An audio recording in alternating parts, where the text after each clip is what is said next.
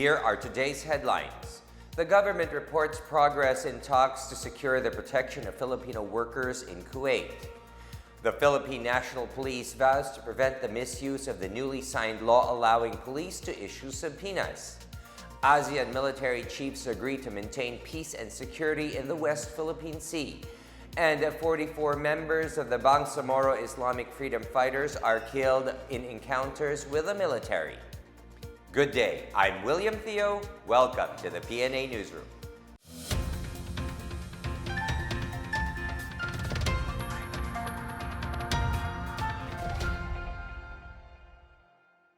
Talks between the Philippines and Kuwait are making progress as both countries have developed outlining measures to protect overseas Filipino workers. The government, however, says the deployment ban in Kuwait remains for now until more pragmatic measures could be included in the pact.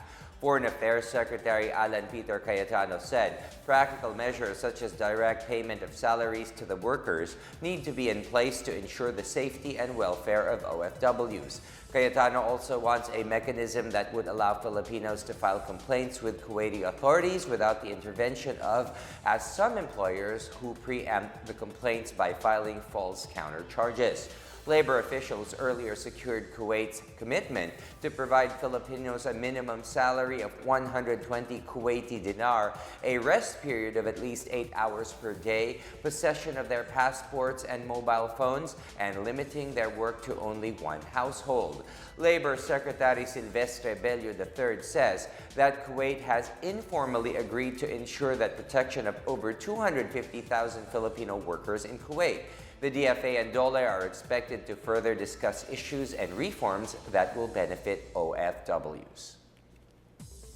The Philippine National Police, or PNP, assures the public that it will not abuse the newly approved subpoena powers granted by President Rodrigo Duterte. Under Republic Act 10973, the PNP Chief and Deputy Director of the Criminal Investigation and Detection Group are given the authority to issue subpoenas related to investigations. PNP spokesman Chief Superintendent John Bulalakaw said the new law will help speed up the resolution of cases. The PNP will form a technical working group to outline the implementing rules and regulations to prevent the misuse of this new police power. Malacanang welcomed the reported increase in the country's employment rate as a sign of progress. The labor force survey of the Philippine Statistics Authority showed that employment rate surged to 94.7% in January 2018 from 93.4% of last year. This translates to 41.8 million Filipinos employed, which is the highest recorded since 2009.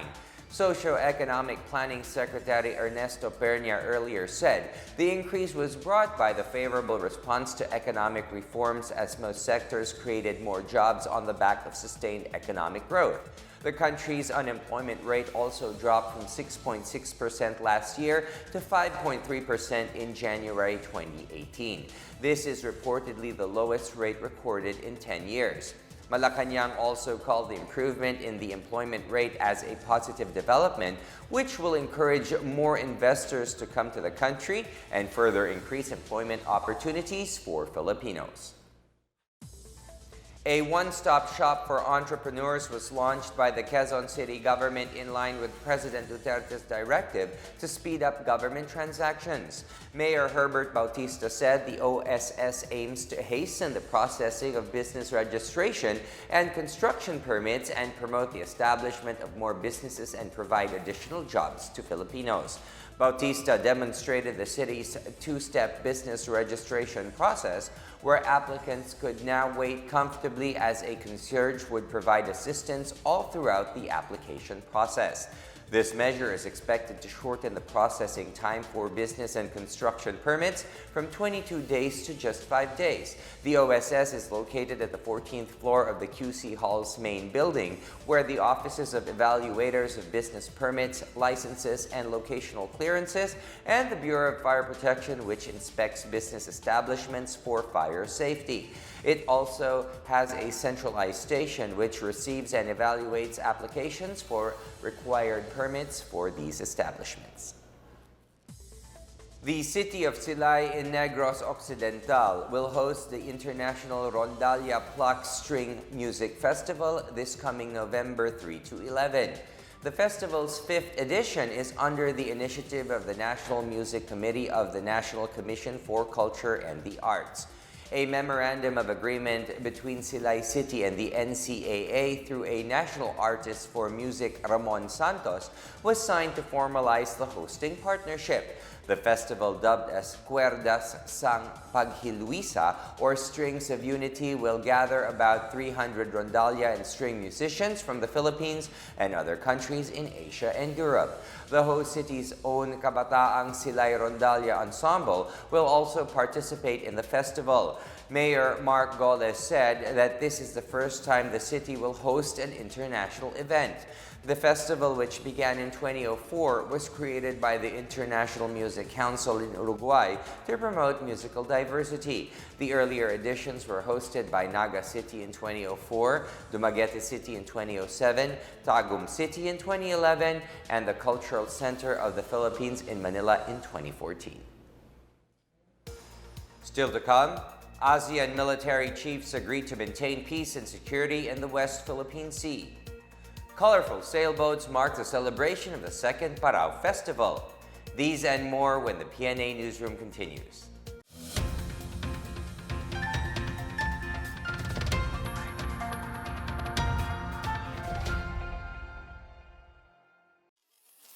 Ito ang Duterte on Duty. Ulat sa ginagawa ng Presidente. March 1, Huwebes, Davao City. Dumalo si Pangulong Rodrigo Roa Duterte sa National SWAT Challenge, isang 3-day competition ng iba't ibang SWAT unit sa bansa, sa pamumuno ni PNP Chief Ronald Bato de la Rosa. I thank our elite SWAT units for always being ready to take on critical, hazardous, and complex crisis situations. Your grit and determination have made you ready to take on the challenging task of dealing with criminality, illegal drugs, and terrorism. March 5, Lunes, Malacanang. Pinanumpa ng Pangulo ang mga bagong opisyal ng Philippine Olympic Committee. Kinagabihan ay nasa 23rd Cabinet meeting sa Palasyo ang Chief Executive. March 6, Martes, Pasay City. Lumitaw ang tunay na pagmamahal ng Pangulo sa hanay ng kababaihan sa pangako niyang buong pusong suporta sa giganap na 10th Filipina Entrepreneurship Summit. I assure everyone that in line with the themes of this year's National Women's Month celebration, government is supportive of initiatives to make change work for women. Malacanang, pinanumpa ni Pangulong Duterte ang mga opisyal ng Presidential Anti-Corruption Commission at idiniklara ng Chief Executive ang state of calamity sa isla ng Boracay. I know it would work hardships. And that is why I would be declaring a state of calamity. A state of calamity, may component yan na pambigay talaga for those who are displaced financially. In the meantime, if I were from Boracay or you guys there, the best thing for you to do is to cooperate the government and hasten the cleanup. Nakipaghapunan ang Pangulo sa piling ng ikatlong batch ng New People's Army surrenderies. March 7, Miyerkules, Tarlac City. Pinangunahan ni Pangulong Duterte ang groundbreaking ceremony ng Casa San Miguel, isa sa mga housing programs para sa mga magigiting nating sundalo at pulis. Ininspeksyon din ng Pangulo ang bagong tayong outpatient department ng Tarlac Provincial Hospital. Saka dumalo si Pangulong Duterte sa Second Kanlahi Festival kasabay ng 145th founding anniversary ng Tarlac. Ito ang Duterte on Duty. Abangan sa susunod na linggo ang mga gagawin ng Pangulo.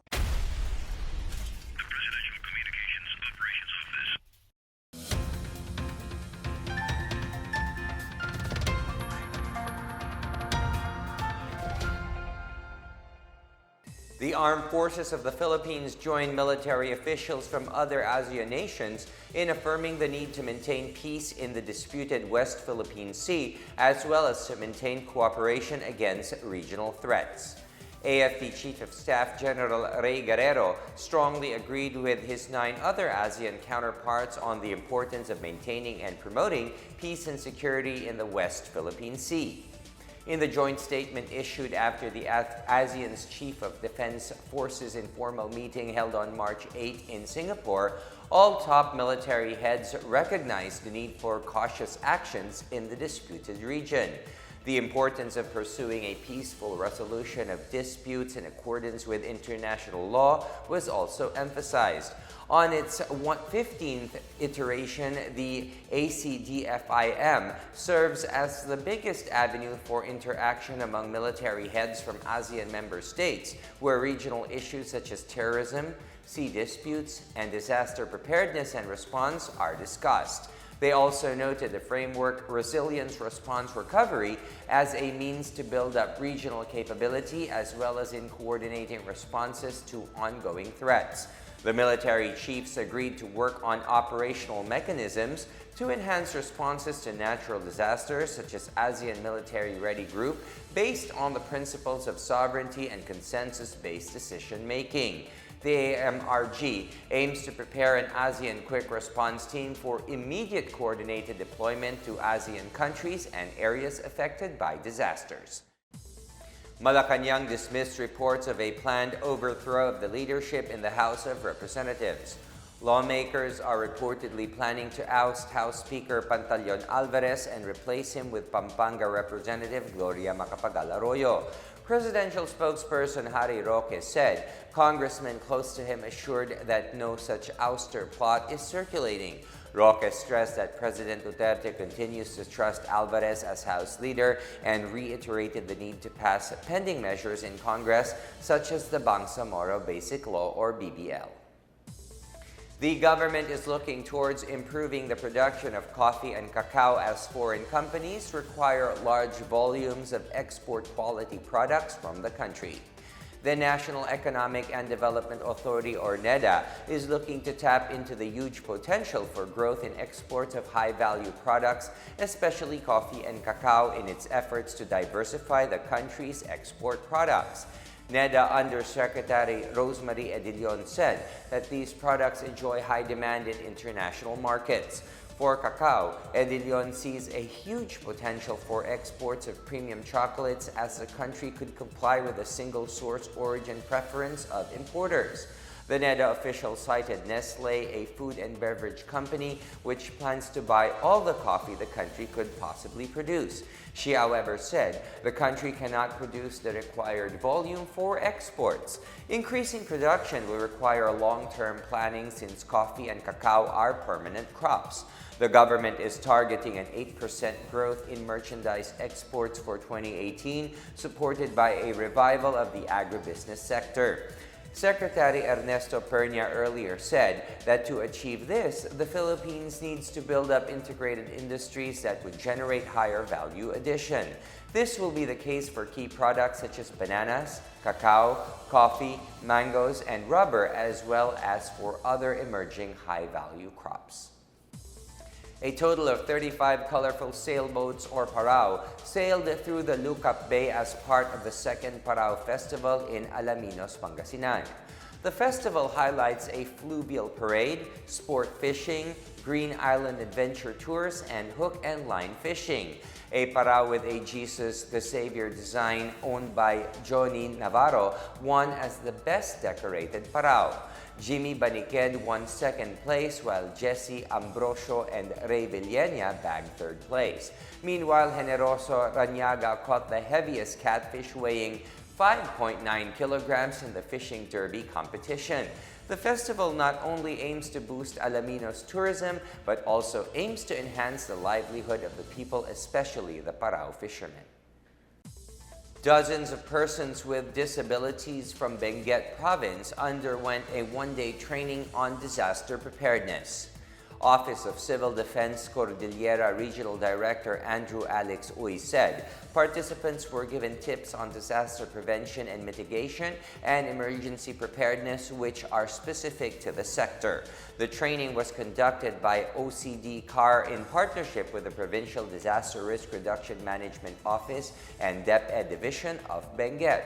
Uy said that one step to making disaster preparedness efforts more accessible to PWDs is to come come up with ways to make activities more responsive to their needs, such as using a buddy system. We urged local government units to create a database providing the demographics of PWDs to make it easier to craft evacuation plans for them.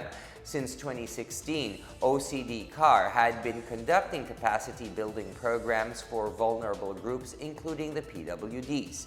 This year, it will continue to raise awareness among basic society sectors such as farmers, students, disaster survivors, children, and non-government organizations or NGOs. Up next, 44 members of the Bangsamoro Islamic Freedom Fighters are reportedly killed in encounters with the military. The Department of Health warns the public against the prevalence of heat stroke this summer. These and more when the PNA Newsroom returns.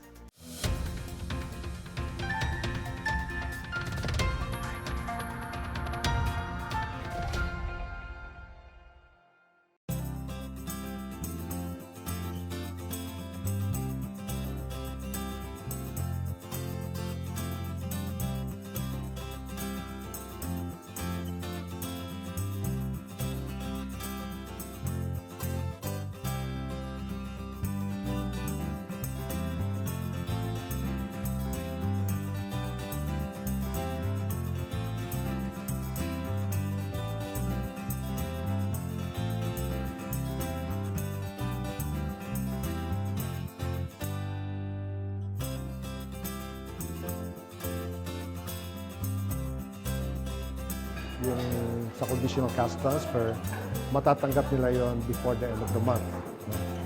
Ngayon yun namang mga indigent seniors, matatanggap nila yon siguro before the end of April. And then yung mga mag-iwan, siguro around July or June or July.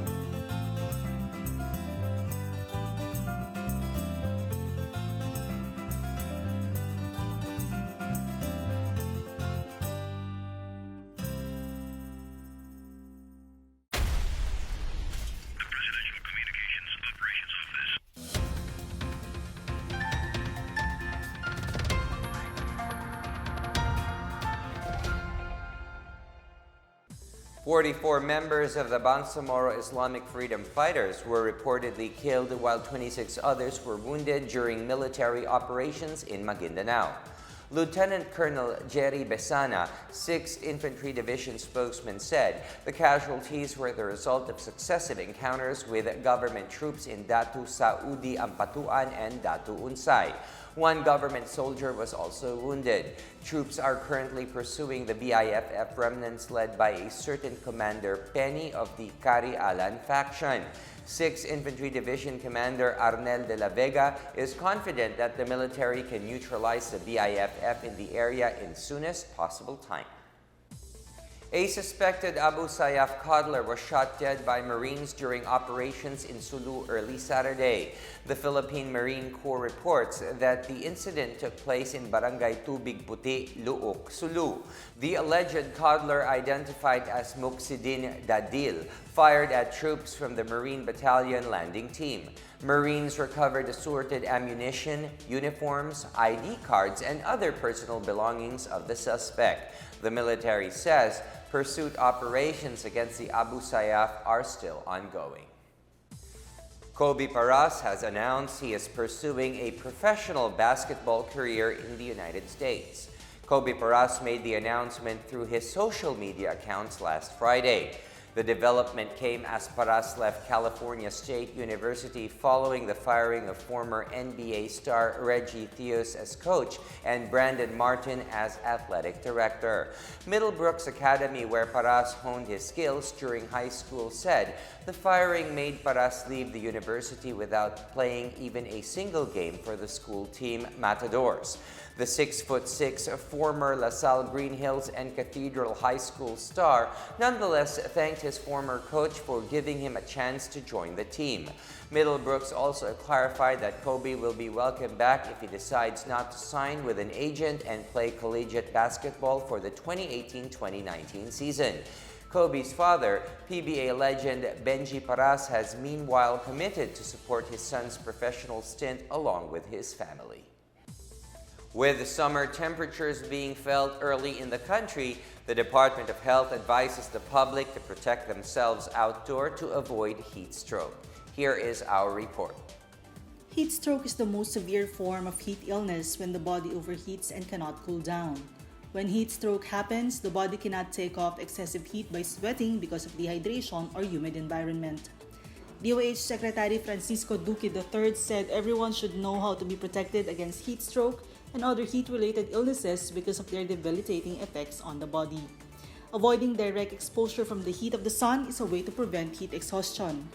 Limiting the amount of time spent outdoors, wearing protective clothes such as wide-brimmed hat and long-sleeve clothing, drinking plenty of water and avoiding tea, coffee, soda, and alcohol will help the body retain fluids. Heavy activity should be scheduled when it is cooler or, if possible, in cool areas. Heat stroke is characterized by warm, flushed skin, faintness, dizziness, weakness, headache, very high fever, rapid heartbeat, convulsion, and unconsciousness. Persons who exhibit signs of heat stroke should be moved to a shaded spot or indoors and have them lie down with legs elevated. Clothes should be removed and cool water applied while fanning the victim. Ice packs should be applied to the armpits, wrists, ankles, and groin. Since heat stroke is considered as a medical emergency, patients must be immediately brought to the hospital after applying first aid measures. For the PNA Newsroom, I'm Janice Cave. Let's now check out the weather forecast for Metro Manila and the rest of the country.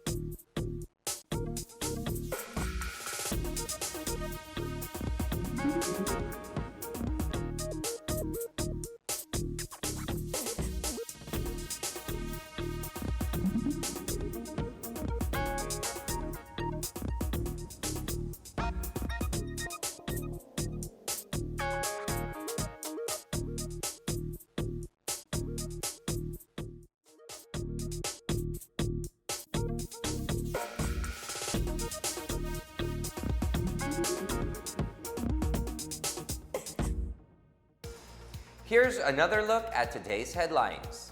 The government reports progress in talks to secure the protection of Filipino workers in Kuwait.